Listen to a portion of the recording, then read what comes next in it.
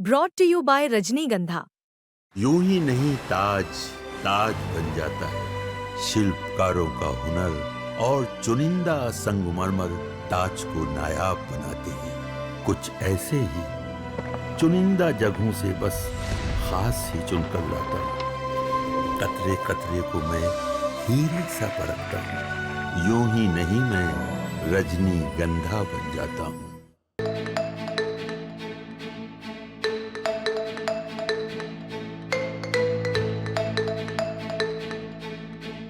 Donald Trump ने फिर से दुनिया पर टैरिफ का बम फोड़ दिया है और इस बार ट्रंप के निशाने पर रहे फार्मा इंडस्ट्री। ट्रंप ने ब्रांडेड और पेटेंट दवाइयों के इंपोर्ट पर 100% टैरिफ लगाने का ऐलान किया और ये 1 अक्टूबर साल 2025 से लागू हो जाएंगे। मतलब दवा की कीमतें 2 गुना हो जाएंगी। लेकिन ये टैरिफ तभी लगेगा जब कंपनी अमेरिका में मैन्युफैक्चरिंग प्लांट ना बना रही हो। अगर कोई कंपनी पहले से प्लांट बनाने का काम शुरू कर चुकी है तो उसे छूट मिलेगी। ट्रंप का कहना साफ है कि इससे अमेरिका में दवाइयों का प्रोडक्शन बढ़ेगा और विदेशी कंपनियों पर निर्भरता कम होगी। हालांकि राहत की बात यह है कि ट्रंप का ये नया टैरिफ जेनरिक दवाओं पर लागू नहीं होगा। भारतीय फार्मा कंपनियां लंबे समय से अमेरिकी बाजार में जेनरिक दवाओं की सप्लाई पर निर्भर है। डॉक्टर रेड्डीज, सन फार्मा, लुपिन और अरविंदो फार्मा जैसी बड़ी कंपनियों की कमाई का एक बड़ा हिस्सा अमेरिका से आता है, लेकिन फिर भी ये ऐलान बाजार में तहलका मचा गया। अब देखते हैं कि इसका कुल मिलाकर भारत के मार्केट पर क्या असर हुआ। इसे विस्तार से समझें तो पहले आपको बता दें कि अमेरिका के राष्ट्रपति डोनाल्ड ट्रंप ने नए टैरिफ ऐलान जैसे ही किए तो 26 सितंबर साल 2025 को स्टॉक मार्केट ओपन होते ही फार्मा सेक्टर में भारी बिकवाली देखने को मिली। निफ्टी फार्मा इंडेक्स 1.5 से लेकर 2.3% डाउन हो गया और इस इंडेक्स में 20 से ज्यादा कंपनियां शामिल हैं और ये सभी रेड में है। ओवरऑल सेंसेक्स और निफ्टी पर भी हल्का प्रेशर देखने को मिला क्योंकि फार्मा का वेटेज अच्छा खासा है।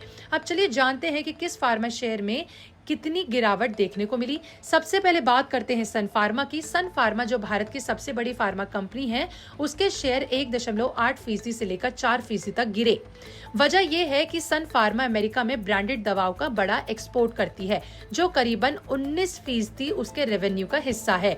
पिछले साल ये $1216 मिलियन का बिजनेस करी, जो कि 17% की बढ़त दिखाती है। तो ब्रांडेड सेगमेंट पर असर जरूर पड़ेगा, भले ही जेनरिक सेफ क्यों ना हो। अगली कंपनी है नेक्टो फार्मा। नेक्टो के शेयरों में 3.75% से लेकर 4% की जोरदार गिरावट देखने को मिली।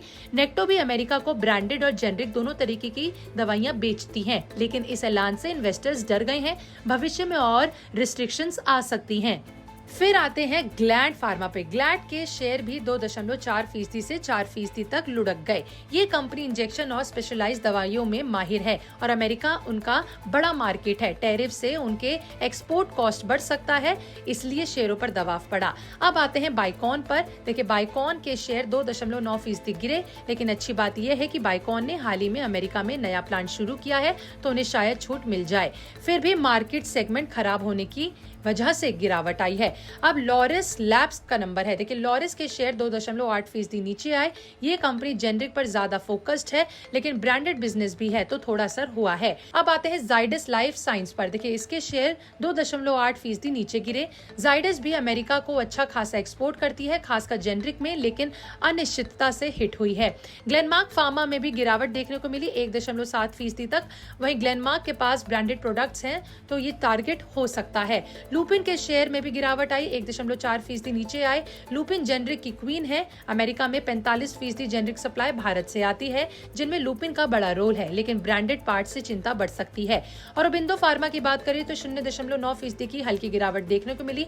अरविंदो भी जेनरिक पर स्ट्रॉन्ग है, तो इस पर कम असर होगा। एल्केम लैब्स पे 0.9%, ग्रान्यूल्स पर 1.3%, अजंता फार्मा पर 2.4%, डिविस लैब्स पर 2.1%, एबॉट इंडिया पर 2% और मैनकाइंड पर 1.6% तक की गिरावट देखने को मिली।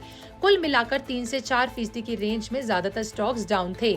बीएसई हेल्थ केयर इंडेक्स में भी 1.4% की नीचे देखी गई। वहीं एक्सपर्ट्स का ये मानना है कि ये गिरावट सेंटिमेंटल है, क्योंकि जेनरिक सेफ है, लेकिन फ्यूचर में अगर सेक्शन 232 इन्वेस्टिगेशन से और टैरिफ लगे तो प्रॉब्लम बढ़ सकती है, क्योंकि अमेरिकी कॉमर्स डिपार्टमेंट की सेक्शन 232 जांच चल रही है, जो दिसंबर साल 2025 तक रिपोर्ट देगी। इस पर एपीआईज की स्टार्टिंग मटेरियल्स और फिनिश ड्रग्स पर नेशनल सिक्योरिटीज थ्रेट चेक हो रहा है। अगर ये रिपोर्ट पॉजिटिव आई तो मार्च साल 2026 तक ट्रम्प फैसला लेंगे और टैरिफ जेनरिक पर भी लग सकते हैं। यानी जेनरिक दवाइयां अभी सेफ है, लेकिन फ्यूचर में कुछ कह नहीं सकते। 10% से ज्यादा टैरिफ लगे तो लो मार्जिन प्रोडक्ट्स बंद हो सकते हैं। इंडियन फार्मा कंपनियां अब पोर्टफोलियो चेंज करने और अमेरिका में मैन्युफैक्चरिंग बढ़ाने की सोच रही है।